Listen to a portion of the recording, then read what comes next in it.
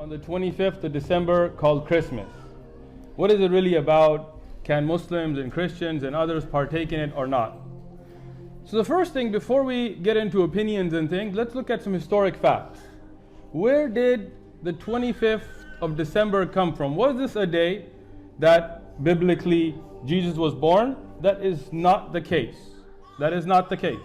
If we go back, for example, National Geographic has a book, An Uncommon History of Common Things.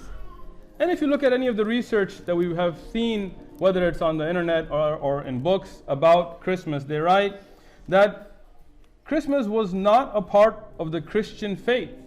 In fact, for 4 centuries after Isa alayhi salam's ascension, for 4 centuries after Jesus, there was no such concept in Christianity. It's non-Muslim research that for 4 centuries after Jesus, there was no idea of the 25th of December being tied to Jesus.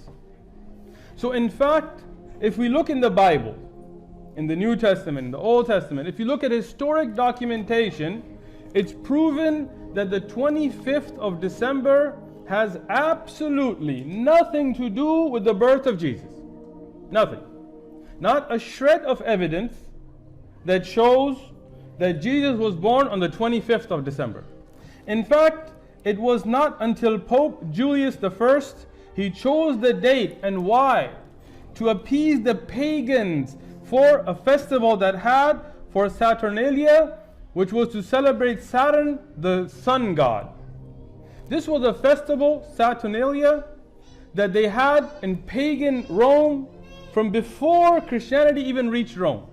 And what would they do on this festival? They would give gifts. Seem familiar? They would go and decorate a fern or a evergreen comfort tree with red berries. Seem familiar? And they would party and they would loosen the laws of decency to do very indecent things in those days. And the pagans were not willing to give up this holiday.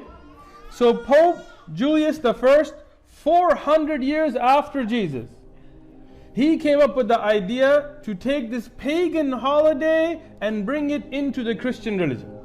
And the early Christians, they fought this. They stood up against this. Oliver Cromwell in the British Parliament, in 1659, he had it banned. And the purists who came to America, the settlers who came to this country from Europe, they did not celebrate it because they also believed this was a pagan festival. In fact, it was banned. It was illegal in the United States.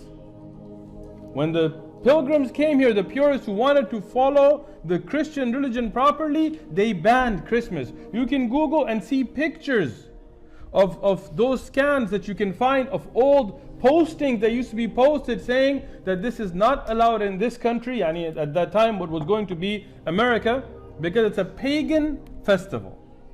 If we look at today, many Christians who are researchers, who are people who want to follow their religion, they've also spoken out against this pagan festival.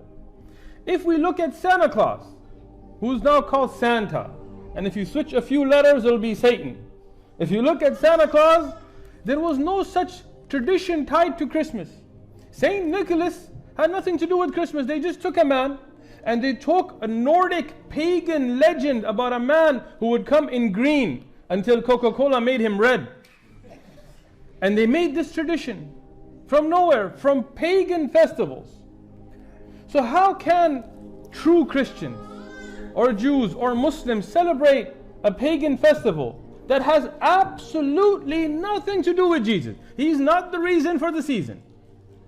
This is all marketing. In fact, if we look at it from an Islamic perspective, if we look at the book Al-Iqtada Sirat Al-Mustaqim from Shaykh al-Islam Taqiyuddin Ibn Taymiyyah, he mentions a quote that Imam Al-Bayhaqi in Sunan Al-Kubra or Sunan Al-Kabir, he mentioned the Sahih Sanad, authentic, from Umar ibn al-Khattab radiyallahu anhu. فقال عمر قال لا يدخلوا على المشركين في كنائسهم يوم العيدهم فإن سخط الله تنزل عليهم. What does Umar radiyan says? Do not enter the kana'is, the churches of the mushrikeen on the days of their Eid, because the punishment of Allah, the anger of Allah subhanahu wa ta'ala is descending upon them. And today our Ai-Imma want to hold interfaith events in churches on Christmas and want to put Facebook page updates on Happy Hanukkah and Happy Christmas and Happy Easter and Merry this and Merry that. But what do we find from Abdullah ibn Umar, who says whoever lives in the land of kuffar and celebrates their celebrations, then if they die they will be raised on the day of judgment with them. This is Abdullah ibn Amr ibn al-As radiyallahu anhuma. And Umar ibn al-Khattab radiyallahu anhu says, stay away from the Ada of Allah, the enemies of Allah, al-Yahud wal-Nasara, on their Eid. Stay away from them. This is from Umar radiyallahu anhu. Ali ibn Abi Talib radiyallahu anhu and others, they also, as mentioned by Imam al-Bayhaqi, they forbid to greet or celebrate or to congratulate, as Ibn al-Qayyim al-Jawziyah and others mention, the days of the festivals of kuffar.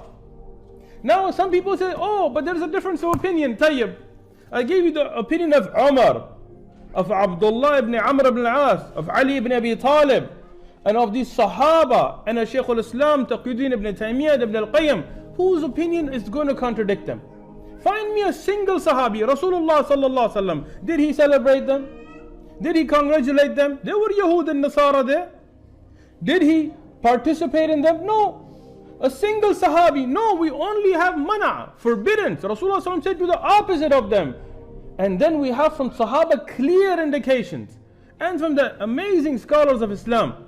And today somebody has different opinion. Whose opinion? Some guy who's never studied Sharia a day in his life, sitting on his Twitter account. I don't care about your opinion.